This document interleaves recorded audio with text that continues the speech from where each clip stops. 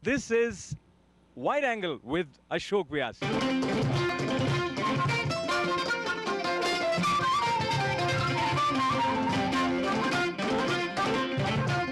By challenging the confined assumptions, one can have an out of box thinking. And you want to do good, not only your ability to grasp the subject comes into play, but also there are factors which are non academic in nature. Now, as a professor, most of the time I'm only concerned about what is your grasp of the subject. We feel that theory of constraints and thinking processes is the way to help students become successful in their life. I'll cite one case that will always stay with me of a student who missed a lot of classes. I don't know what happened to her, and then finally on the last day of class she came. And after everyone else had left, she took me aside and she said, I just wanted you to know that the tool that you taught me, the prerequisite tool, had really saved her life. And she explained that in the middle of the semester, her apartment had burned down. And as a consequence of that, she and her 9-year-old daughter had to go to a homeless shelter. In the homeless shelter, somebody stole her laptop computer. And having lost her house, having lost her computer, she lost her job. And her daughter developed an ear infection, went to the doctor treated her, it caused permanent hearing damage, and she was needing to go to her daughter's school during the day in order to resolve the disability issue. And because the homeless shelter closed at 10, she could not stay for my class, she couldn't take a class in the evening, so she was explaining all this to me and then said, it was the prerequisitry that you taught me, which enabled me to navigate this minefield that my life had become. So that was a really wonderful experience for me.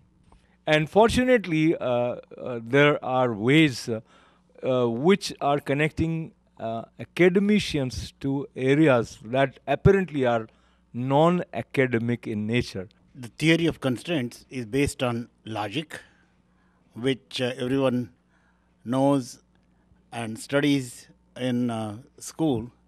And in order to make sense, you have to be logical. And theory of constraints asks three basic questions: what to change to, and how to cause the change. These are generic questions. And whenever we want to make these changes, any change at all, we need to ask these questions. And theory of constraints has tools to answer those questions. They take into into consideration all the facts and also intuition. And there are assumptions many times we make in making decisions which are also challenged.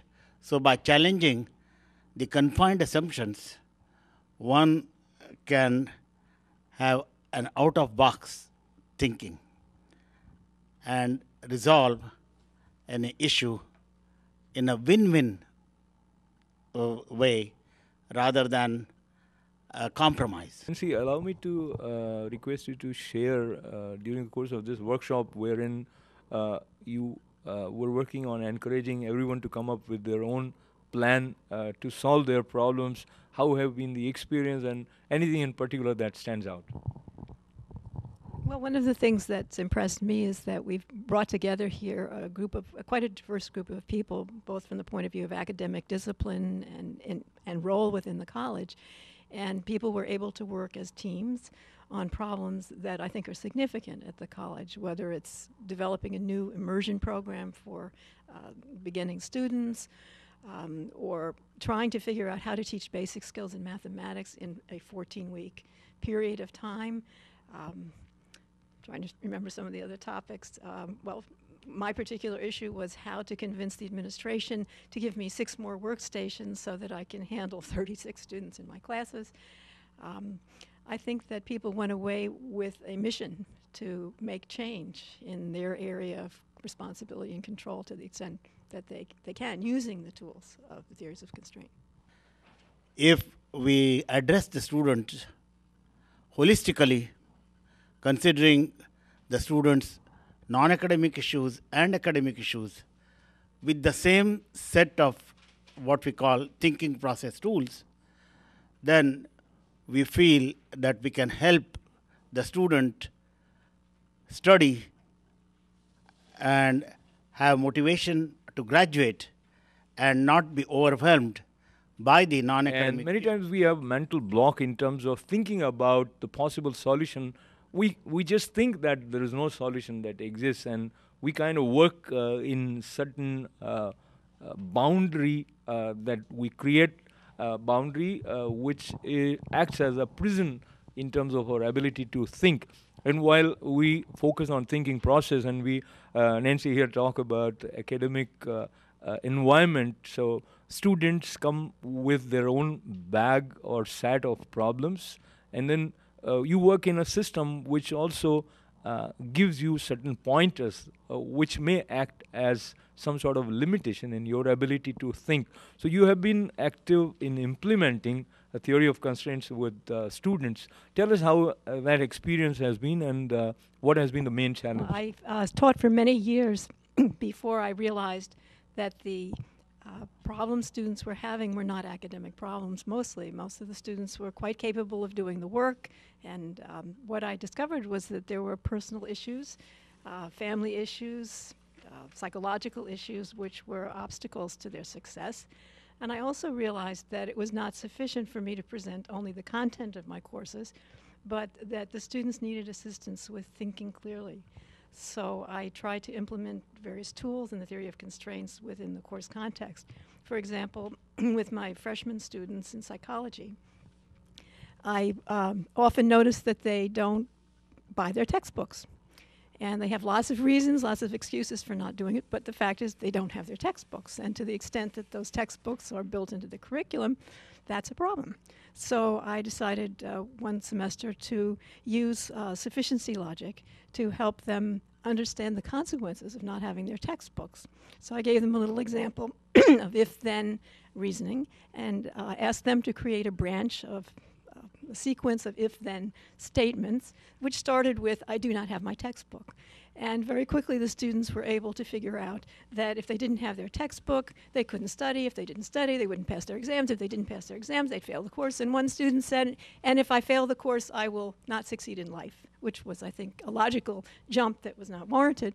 Nevertheless, they began to understand the consequences of that simple action of not having their textbooks. In other classes, I used the cloud to help students understand, for example, the ethical dimensions of doing research. When researchers are asked to, for example, do research on monkeys, monkey babies, the students get very upset. And I said, well, let's look at the situation from the point of view of the experimenter, from the point of view of the institutional review board that has to approve this research, and we work through that conflict using a cloud structure. And the students come away with a much better sense of what the issues are on both sides. I've used the prerequisite tree very effectively, not only to teach certain aspects of social psychology, but to help students resolve their particular personal issues. And before I let you go, Umesh, personally speaking, there might have been some experiences where applying theory of constraints helped you resolve some conflict or arrive at solution to some problem which you felt without theory of constraints would have been very, very difficult or impossible. Last summer, we wanted to travel to India, and we wanted to go to Chennai and Mumbai, because in Mumbai, my sister and her daughter stays, and Chennai is where my other sister stays. And my wife said that we have to go to only one place, actually to Chennai, and we shouldn't go to Mumbai because her health does not permit it. And then I told her that I don't want to come because we have to go to both places. But then one of our friends, so that was a conflict between my wife and me. Um, and one of our friends said, then why not invite the sister from Mumbai to Chennai, so all the siblings be together, and you have met both the needs of meeting both the sisters and visit only one place, and that resolved the conflict.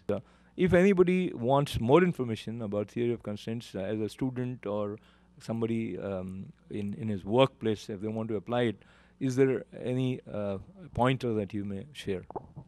I have developed a website called tocforcollege.com, which would help students in high schools and colleges, administrators, community workers, and those who are interested in changing their environment.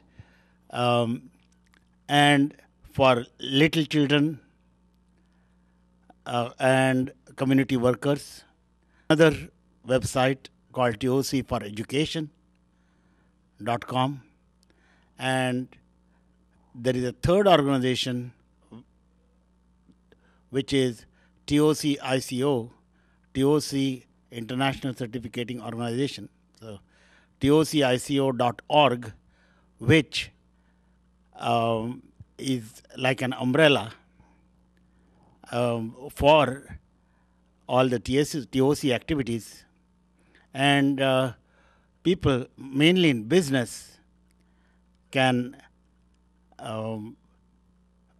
refer to this tocico.org and see how they can get formally trained and so on. Wonderful. Thank you very much, Umesh ji, Umesh Nagarkatte ji, and Nancy Ole. And as we talk about theory of constraints, and we see that nobody is alone in confronting with problems, and there have been people before you, before me, who face similar situation, and how they navigated may help. But people who efficiently navigated and did it in a logical fashion, when they share their expertise and their way of arriving at solution, it definitely is a big help. So thanks for being so helpful, Umesh and Nancy.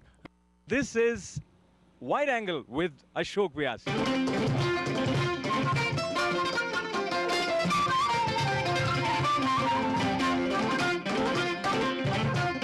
Life is all that you make out of it. And what we make out of it is related to how we understand it. And when you are alone, then there are different permutations and combinations and different sets of challenges or problems that you encounter. When you are in a family setting, when you are in a business setting, or when you are a professor teaching in a university, then you have different set of challenges, problems that you need to face. And how you face them becomes very interesting and enjoyable experience if you have someone who helps you see them in that perspective, wherein you feel more confident about yourself, wherein you have the perception to see the steps that lead to finding the solution. Theory of constraints has been applied in various organizations, and especially in universities also, and Professor of Mathematics Umesh Nagarkatte has been actively involved in making use of theory of constraints and resolving conflicts, as well as helping students take care of their non-academic problems. And a very enlightening workshop was organized, and Janice Sarvani, who comes from Florida Atlantic University, was in New York to address this. And I have the pleasure of the presence of Janice as well as Professor Umesh Nagarkatte with me. I would request Umesh ji to set the tone of our discussion by mentioning a little bit about the aims and objectives of this workshop, as well as introduce Janice Sarvani to our viewers. We have had a great workshop for the last 5 days. The reason, the goal of this workshop was that we should have a community of academicians who can work with students as a group and let them know that they are not alone. We know what their problems are, and we can teach them how we can help them to solve their own problems. And at the same time, we want them to succeed in the course and whatever whatever their major is. And we feel that people should have tools, thinking tools by which they can solve academic as well as non-academic problems. We are also fortunate in having our facilitator, Dr. Savani. I once again welcome you to this conversation for the viewers of ITV. Indeed, we'll talk a little bit about the workshop that you have facilitated here. But before we move over to that side, you have a very impressive resume that tells us all that has been the area of your focus. And I found it interesting when you mention about your teaching philosophy, wherein you say that to help create and develop individuals to be effective, thoughtful, and creative assets to any organization for which they work. The question is how thinking can be taught. What has been your experience from that point of view? There's been a number of experiences that I've had that led me to believe that maybe we're not doing a very good job on teaching people how to think. I'm not certain what it's like in India, but I know that so much of what we do in our academic setting is we get people to memorize things and to regurgitate things, and then if they can pass the examination, we say, you now understand these things. But it never translates, or too rarely translates, to where they can do something. So part of what I did is I thought, okay, let's see if we can explain why can't people think? And I think it's partly because the ability to think has been trained out of them. I think the other part of the problem is that we don't have good tools to ensure that people think. So what we do instead is rely upon the same way we've always done things. So what's nice about the theory of constraints and these tools is they simply get people to say, okay, if I take this action, then I'm going to see this happen because, and get them to surface assumptions, to understand that just because I take this action, it's not automatic that only good things will happen. But it's also a way to analyze history. It's a way to understand mathematics. It's definitely a way to deal with business. So that's why we know we have to work a little bit more on that first thing. No, another word which fascinates me is creativity in human beings. And you want these individuals to be creative assets. Many times they feel that joining any organization or working in a group takes away their creative zest because there is certain laid out procedure that they have to follow. Now, some exercises that probably you have conducted which helps people in bringing out their creativity. Number two, when you are faced with a situation where you feel that others don't expect you to be creative, then how to sustain your creativity? Well, one of the first things that we do is we emphasize the importance of, first of all, articulating assumptions. If you cannot think in terms of what assumptions am I using in order to conduct things as I normally do, you rarely will find a creative solution. And that's one of the things you certainly see in business. You see people who get used to doing things a certain way, and they are never taught to question the assumptions. And you should be aware that you are now connected to this wonderful lady who is relevant for you if you are a son, if you are a daughter, if you are a father, if you are a mother, if you're a wife, you're a husband, you're an employee or employer, because each one of us have some or the other area where we need solutions, and we need timely solutions. And in order to arrive at timely solutions, there are certain management skills which might be relevant for one and all.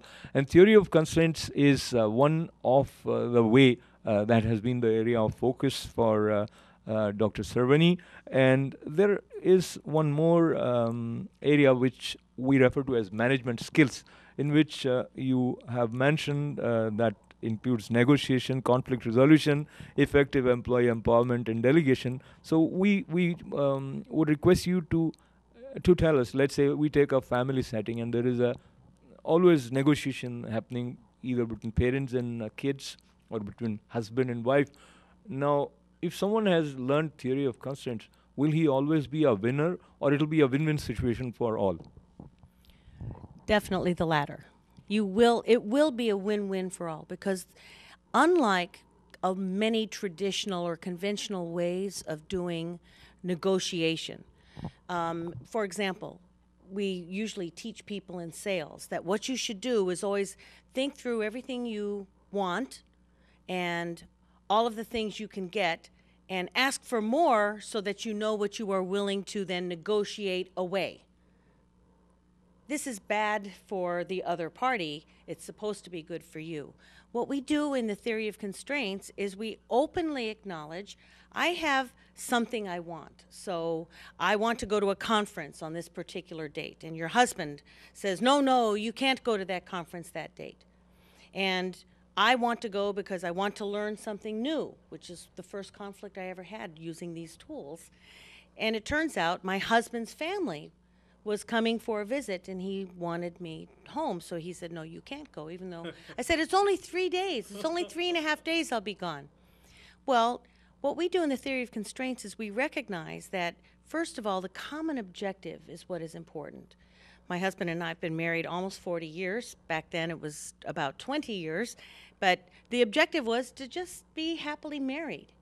And in order to do that, my need is that I wanted to learn something new and develop myself as a person.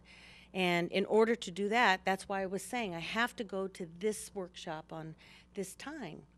And of course, my husband's side is, in order for us to be happily married, family is important to him. And he was saying, my family is important, and we have to have a nice visit, so of course you cannot go. But what are the assumptions? The assumptions on my side was that I was saying, okay, in order to learn this new stuff, I have to go to this workshop, and the assumptions are that the workshop was never done any other time, that there's no other location, there's no other way to learn it. If I can challenge any of those assumptions, they go away. It isn't the fight, it isn't going or not going that matters. What matters is the need and the objective. So the minute you start seeing those kinds of things, it becomes very, very simple to resolve conflicts.